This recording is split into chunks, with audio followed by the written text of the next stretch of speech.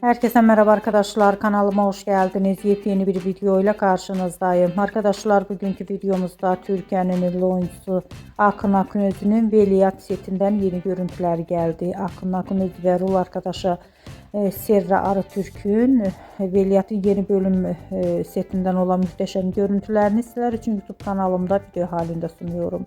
Umarım beğenirsiniz. Arkadaşlar, videomu beğendiyseniz kanalımı izlemeyi ve bildirim butonuna basmayı unutmayın.